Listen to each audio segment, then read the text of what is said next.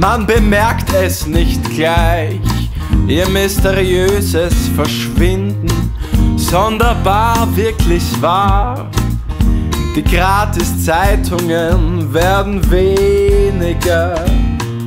Scheinbar gibt's einen Haufen Leute, die gegen die Zeitung was haben und sie stapelweise in die Mülltonne hauen. Ein Freund von mir hat eine Frau mit einem Stapel Zeitungen gefragt, was sie damit macht, da hat sie gesagt: Ja, jeden Tag eine gute Tat. Wenn du das Sudoku vermisst, das tut mir leid. Aber pass auf, was du in dein Hirn tust, denn du kriegst es nicht mehr raus. Ja, und da steht so viel Schatz drin, das hält man auf Dauer nicht aus. Drum machen wir Altpapier daraus. Altpapier daraus. Diese Sache war ein soziales Phänomen und zuerst dachte ich, eine Sekte könnte dahinter stehen. Aber wenn ich mit den Leuten sprach, jeder nannte andere Gründe. Was all diese Menschen an dieser Zeitung störte, einen kleinen gemeinsamen Nenner gab's, den ich hörte. Ja, jeden Tag eine gute Tat. Wenn du das Sudoku vermisst, das tut mir leid. Aber pass auf, was du in dein Hirn tust, denn du kriegst es nicht mehr raus. Ja, da steht so viel Schatz drin, das hält man auf Dauer schwer aus. Drum machen wir Altpapier daraus. Altpapier daraus.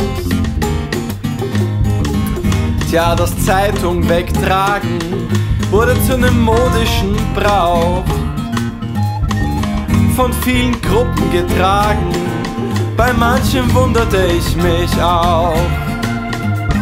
Es gab sogar Piraten, die es taten als Form der Meinungsäußerung. Besorgte Eltern meinten, so viel Werbung macht die Kinder dumm. Macht kaputt, was euch kaputt macht. Dachten wohl die Punks und die Marxisten meinten, Massenverblödungspropaganda mir langt. Die Robin Hoods fanden, gibt's den Reichen, erspart den Armen diesen Schund. Die Esoteriker wiederum meinten, das G dieser Blätter ist ungesund. Tja, und das Bildungsbürgertum hat sich über das Niveau echauffiert. Und für die Mitläufer war es ein Weg, wie man der Freundin imponiert. Gymnasiasten und Studis ging die gefärbte Berichterstattung nicht ein. Und Feministinnen fanden das Pin-Up und den Sexismus zum Speiben. Christen störte der Rassismus, sie fanden den pazifistischen Weg.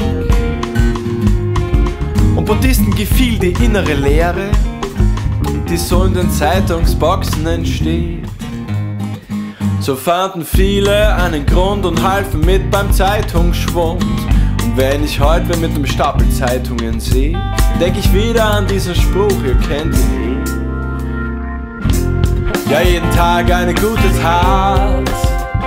Wenn du das Sudoku vermisst, das tut mir leid. Aber pass auf, was du in dein Hirn tust, denn du kriegst es nicht mehr raus. Ja, und da steht so viel Schatz drin, das hält man auf Dauer nicht aus. Drum machen wir Altpapier daraus.